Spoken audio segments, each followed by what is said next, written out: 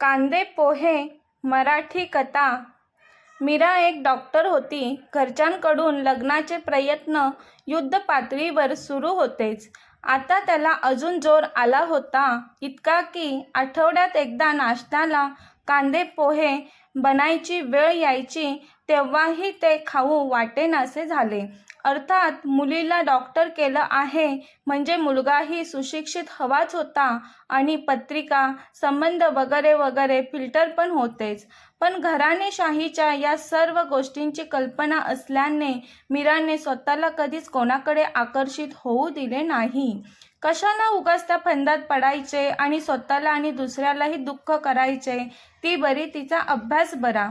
पण स्थळ बघून बघून तिलाही वैताग आलाच होता. मुलगा आवडला तर पत्रिका जुळेना, पत्रिका जुळली तर संबंध लागेनात, सगळं नीट असलं तर अजून काहीतरी कारण. अशात एक स्थळ आलं. मुलगा इंजिनियर, मोठ्या कंपनीमध्ये कामाला, बऱ्यापैकी पगार, आई वडील भाऊ बहीण असं चौकोनी कुटुंब, पण राहायला पालघरला.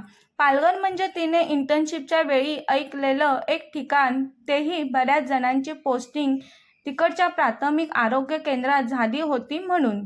त्याआधी त्या जागेचं तिला कधी नावही ऐकलेलं आठवत नव्हते. तिच्या मित्रमैत्रिणींनी त्या जागेचं केलेलं वर्णन आठवून तिला ते आदिवासी जागेतून आलेलं स्थळ बघायची इच्छाच उरली नाही. पण मुलाचा फोटो बघून निदान भेटायला ती तयार झाली. तसं त्या मुलाच्या घरच्यांना कळवण्यात आलं. पहिल्या आश्चर्याचा धक्का तेव्हा बसला जेव्हा मुलगा म्हणाला की मी येऊन भेटेन सगळ्यांना, मला स्थळ आवडलं तर घरचे भेटतील. अरे हा काय माणूस आहे, अशी कुठे पद्धत असते का, हा विचार मनात आला मीराच्या. पण म्हणाली चला, फक्त मुलगाच येतोय तर जरा कमी प्रश्नांची उत्तरे द्यावी लागतील. रविवार संध्याकाळी आला बघायला. गोरापान, स्पष्ट भाषा, विचार पण स्पष्ट, दिसायला बऱ्यापैकी. आल्या आल्या म्हणाला, फॅमिली भेटते तेव्हा बऱ्याच वेळेला बऱ्याच गोष्टी बोलायच्या राहून जातात. ज्यांना लग्न करायचं आहे त्यांच्या. त्यामुळे मी आधी भेटतो आणि सर्व जुळते असं वाटलं तरच सहकुटुंब भेटायला ठरवतो. पण फक्त मुलीला भेटणं सुद्धा सगळ्यांना पटेल असं वाटलं तरच सहकुटुंब भेटायचं ठरवतो. पण फक्त मुलांना भेटणं सुद्धा सगळ्यांना असं नाही. त्यामुळे मुलीच्या घरच्यांसमोर भेटणं बरे, नाही का. त्याच्या या बोलण्यावर सगळे फिदा झाले. वा, एवढा समंजस विचार करणारे पण असतात. जुजबी बोलणी झाली. पोहे नको, चहा बिस्किट घेऊयात सगळेच. तसंही चहाचीच वेळ आहे आता. हे बोलल्यावर सगळे चारी मुंड्या चित झाले. त्याच्या वागण्या बोलण्याने सगळ्यांना इम्प्रेस केलं होतं. त्याचा बायोडेटा तसंही सगळ्यांना आवडलाच होता. तोही आवडला. आता फक्त त्याच्या आणि मीराच्या पसंतीचीच काय ती कमी होती. तो बोलणी आटोपून निघायच्या तयारीत होता. मीरा आत निघून गेली. एकदम काहीतरी आठवल्यासारखं थांबला आणि म्हणाला, मला मीराशी अजून एक गोष्ट बोलायची आहे. बोलावता का तिला. मीरा बाहेर आली तसं त्याने एक खुर्ची ओढून घेऊन तिला स्वतःसमोर बसवलं आणि बोलायला सुरुवात केली. मीरा, मी सध्या 1 BHK मध्ये राहतो. आई बाबा आणि बहीण. बहिणीच्या सुद्धा लग्नाचं सुरू आहे. मी पालघरला राहतो. पण कंपनीची गाडी असल्याने मला मुंबईमध्ये येऊन जाऊन आरामात जॉब करता येतो. पण बायकोने माझ्यासाठी जॉब सोडून पालघरला माझ्या घरी राहावं अशी अपेक्षा नाही. आताच्या माझ्या पगारात मी डोंबिवली नवी मुंबईमध्ये घर घेऊ शकतो. मुख्य मुंबईमध्ये घेता येणार नाही. तुला हे माहीत असावं म्हणून सांगतो आहे. कारण तुझं आयुष्य मध्य मुंबईमध्ये गेले आहे आणि लग्न ठरवायच्या आधी तुला हे माहीत असावं असं मला वाटतं. कारण तुला यात काही प्रॉब्लेम असेल तर तू नकार देऊ शकतेस. मीरा आणि तिच्या घरचेही हे ऐकून सुखावले. मुलगा स्पष्ट वक्ता आहेच, त्याचबरोबर बायकोला सन्मानाने वागवेल तसेच त्याच्या बोलण्यातून वाटत होतं. निघताना सांगून गेला. मीरा त्याच्या बोलण्याचा विचार करत होती. एवढं सगळं सांगितलं याने, म्हणजे याला मी आवडते म्हणून का, की सर्वच मुलींना सांगतो हा. असं कळेलच म्हणा. त्याचा फोन आला तर ती विचार सोडून कामाला लागली.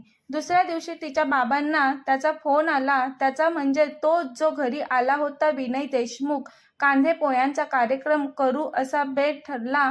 पालघरला सगळ्यांची सवारी निघाली. तिथे मित्राच्या मुलीला आधीच सर्व कल्पना दिली होती, त्यामुळे तिने सर्व तयारी करून ठेवली होती. मीरा तिथे गेल्यावर साडी नेसता येईल म्हणून साडी बरोबर घेऊन गेली होती. पण विनयच्या बाबांनी सांगितलं, माझी मुलगी ड्रेस घालून येणार आहे, तुमचीही ड्रेसमध्ये असेल तर कुठे बिघडलं? विनयचं कुटुंब एकाहून एक धक्के देत होतं. मीरा वैतागली होती. आधीच 1.5-2 तासांच्या ट्रेनच्या प्रवासाने साडी नेसायची नाही म्हटल्यावर तिला हायसे वाटलं. स्मिताताईच्या म्हणजे मीराच्या बाबांच्या मित्राच्या मुलीच्या घरी पोहोचल्यावर मीरा फ्रेश झाली आणि हलकासा मेकअप केला. आरशात स्वतःला बघून मनात म्हणाली, विनय एवढा गोरापान आहे, मला कसं पसंत केलं असेल त्याने? काही वेगळं मॅटर तर नसेल ना? इथे काळ्या ठिक्कर मुलांनीही नाकी डोळी नीट सडपातळ सुशिक्षित मीरा सावली आहे या एका कारणावरून नकार दिला होता. असं फक्त विनयचा होकार आहे, त्याच्या घरच्यांचा निर्णय अजून बाकी आहे. पण ही सोयरीक ठरली तर मात्र विनयला मी नक्की विचारेन की मला त्याने का पसंत केलं आहे. या विचारात असतानाच विनयच्या बाबांचा तिला फोन आला की ते लोक घरून निघाले आहेत, 10 मिनिटात पोहोचतील. सर्व ठरल्याप्रमाणे पार पडले. पोहे, चहा, तुमचे पाहुणे कोणते, आमचे कोणते, मग काही नातं जुळते का वगैरे वगैरे बोलणी त्यांच्या आणि तिच्या बाबींमध्ये सुरू होती. तर आयांचा आपापल्या पोरांचा कौतुक सांगण्याचा सोहळा सुरू होता. विनय मात्र कधीपासून मीराकडे बघत होता. तिचे डोळे कधी आई, कधी बाबा, कधी बाकीचे असे भिरभिरत होते. विनयची बहीण स्वाती मीराशी बोलायला आली. मीराच्या डॉक्टर असल्याचं तिला खूप कौतुक असल्याचं तिच्या बोलण्यातून जाणवत होतं. शेवटी सगळ्यांचं सगळं बोलून झालं आणि कुटुंबांची सुद्धा प्राथमिक पसंती झाली. आता त्यांनी मीराला आणि विनयला विचारले, त्यांचे काय मत आहे? अजून काही विचारायचं असेल तर विचारून घ्या. विनयबद्दल नकार द्यावा असं कारण अजून तरी तिच्या घरच्यांना मिळालं नव्हतं. तिने घरच्यांकडे बघितलं, त्यांच्या डोळ्यात पसंती दिसत होती. तसा तिलाही विनय आवडलाच होता, पण निर्णय घेण्यापूर्वी त्याच्याशी अजून बोलावं असं तिला वाटत होतं. तिचे डोळे वाचल्यासारखा विनय स्वतःच म्हणाला, मला मीरा पसंत आहे. तरी मला वाटतं फक्त 1-2 भेटीमध्ये हा निर्णय आम्ही दोघांनी घेऊ नये. मीराने त्याच्याकडे बघून पसंती दर्शवली. विनयने तिचा नंबर घेऊन तिलाही स्वतःचा नंबर दिला. हा कार्यक्रम तर झाला.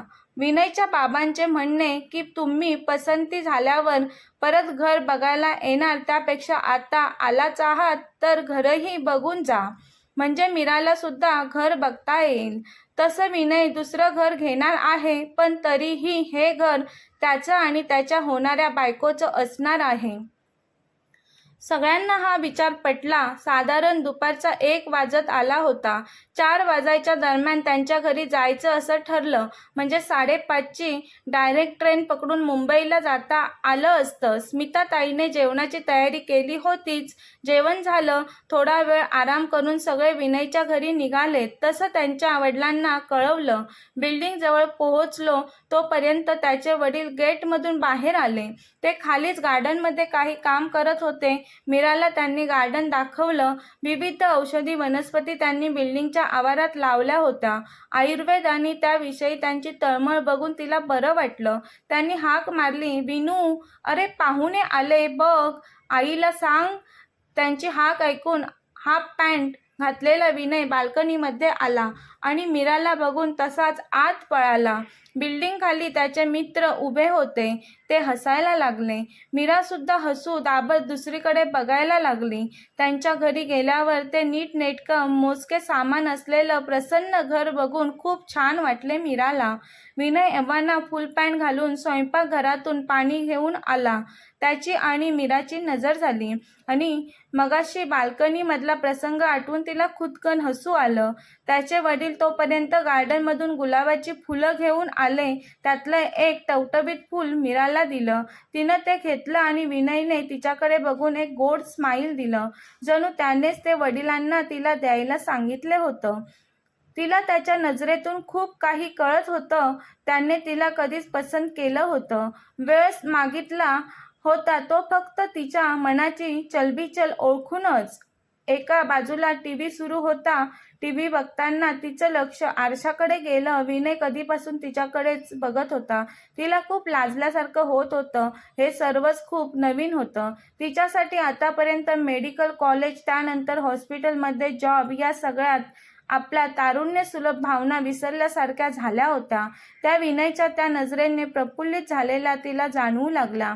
त्याची नजर सतत तिच्यावर खिळली होती. ट्रेनची वेळ होत असल्यामुळे शेवटी तिच्या घरच्यांनी गप्पा आवरल्या घेतल्या. विनय त्यांना स्टेशनपर्यंत सोडायला म्हणून निघाला. खाली त्याचे मित्र अजूनही उभे होते. मीराला बिल्डिंगमधून बाहेर निघालेलं आणि त्यापाठोपाठ विनयला आलेलं बघून त्यांनी विनयला चिडवायला सुरुवात केली. विनय मीराकडे बघून हसायला लागला. त्यांना स्टेशनला सोडून परत गेला. ते परत भेटूया असं मीराला सांगूनच. पुढील भाग 2 पाहण्यासाठी चॅनलला सबस्क्राईब करा. कथा आवडल्यास लाईक, शेअर, कमेंट करायला विसरू नका. धन्यवाद.